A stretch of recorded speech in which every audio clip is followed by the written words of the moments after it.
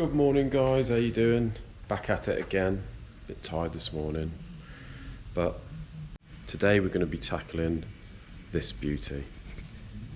As I showed you yesterday, this V8 block, we're going to be setting it up on the hone today. I was going to be setting it up on the boring bar, but in fact we've only got 10 thou to take out of it, so I'm just going to set this up on the hone.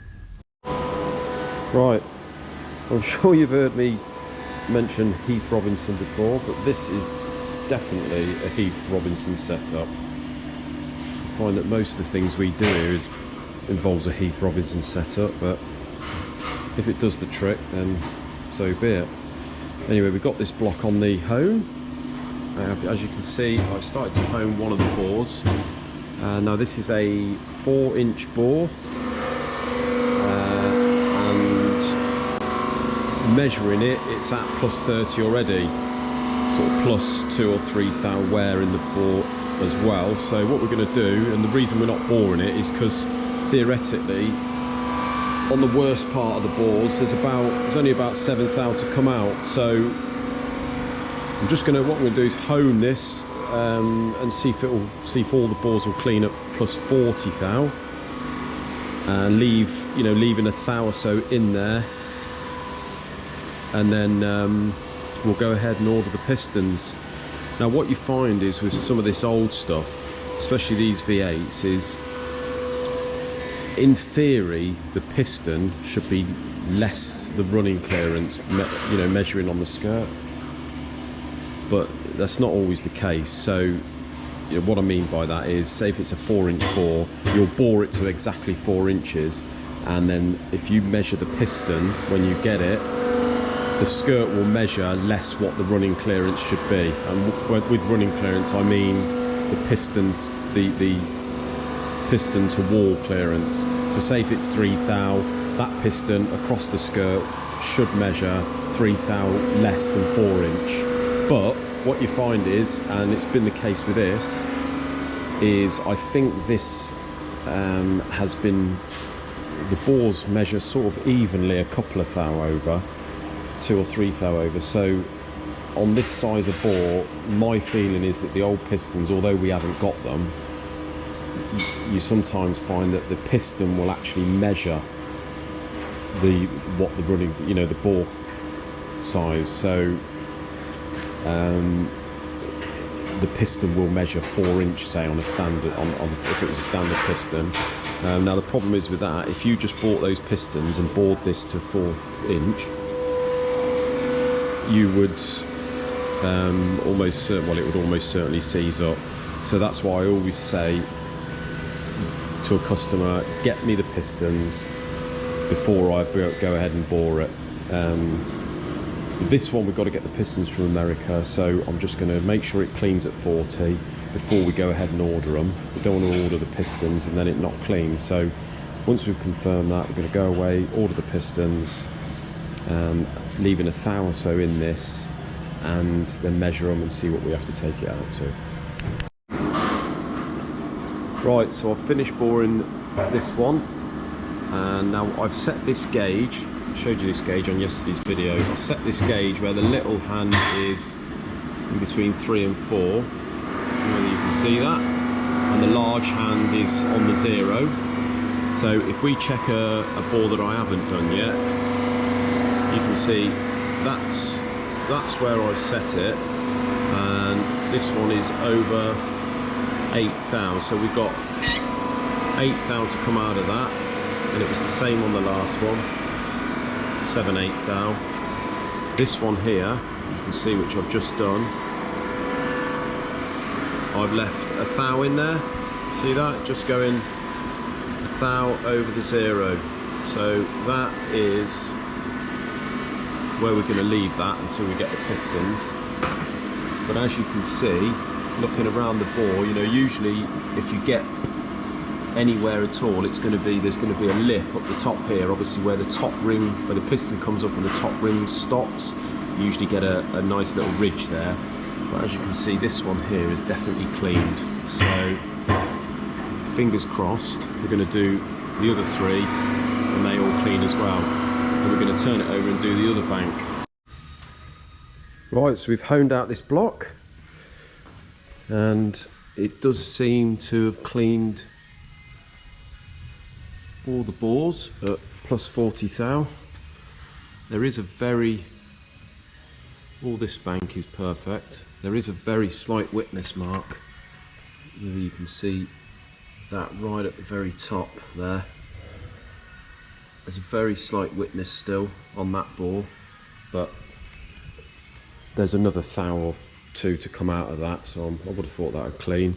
Potentially there's more than that if the pistons measure the bore size. So yeah, all good, got that done. I'm going to get this on the crane now, get it outside and give it a wash.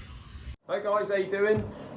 So second part of this video, I just want to take a little bit of time into explaining how I go about quoting for a job.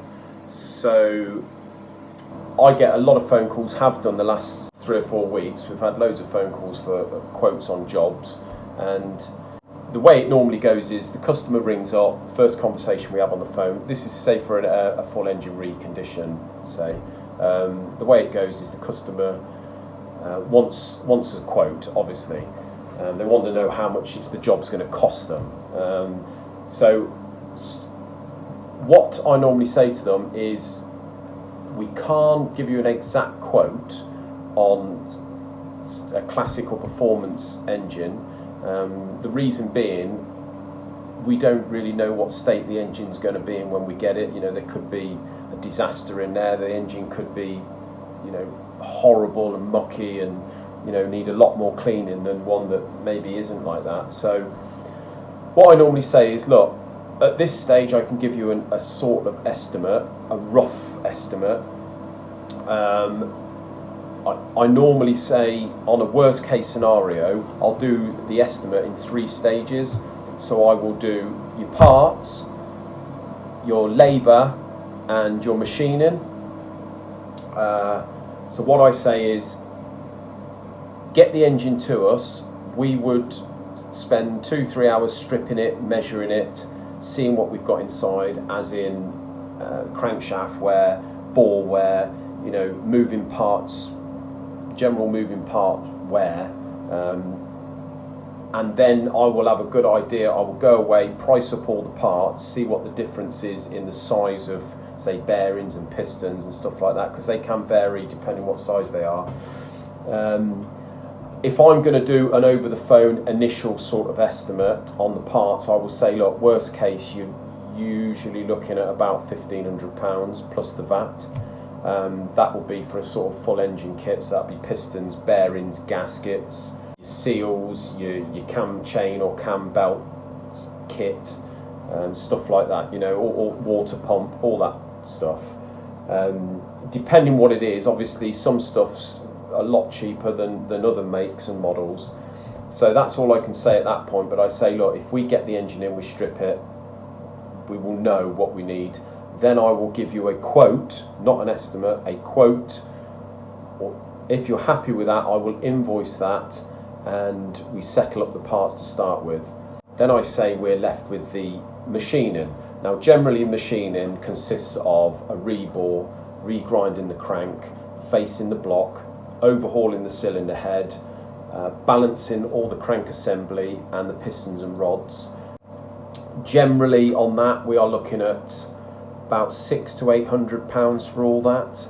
Then you've got your labour. Now the labour consists of stripping the engine, cleaning, blasting, painting, reassembling the engine, and anything like, if it's a performance engine, that will consist of doing a dummy build, so you can check your valve to piston clearance and also your compression ratios and stuff like that.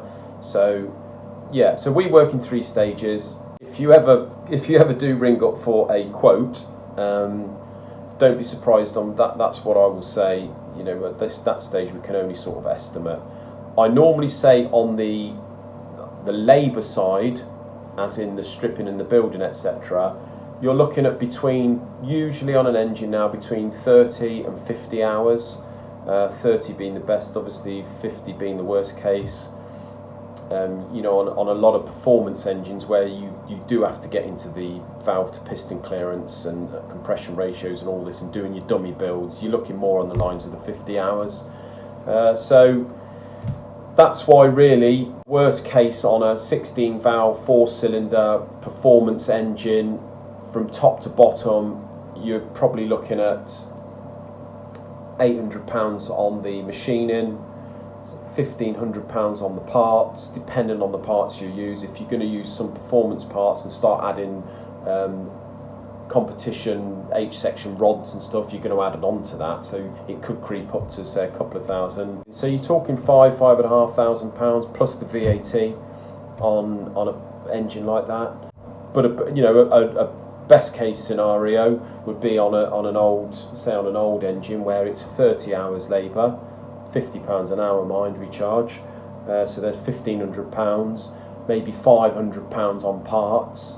There's 2,000, and then you've got your machining on top of that. So, you know, depending what has to be done, it could be £2,500 there. So that's the way we work, guys. It's very difficult to quote over the phone. I mean, it's a lot easier if you're doing the same engine day in, day out. You basically just quote the worst case and that's it. But the way we work is we like to see what the customer's got, because, you know, that although we don't want to kid them in saying that it's not going to be as much as it potentially could be, we like to just pre-warn them that it could sort of go both ways, and if wherever we can save you money, we will save you money. We're not, you know, we're not one of these companies.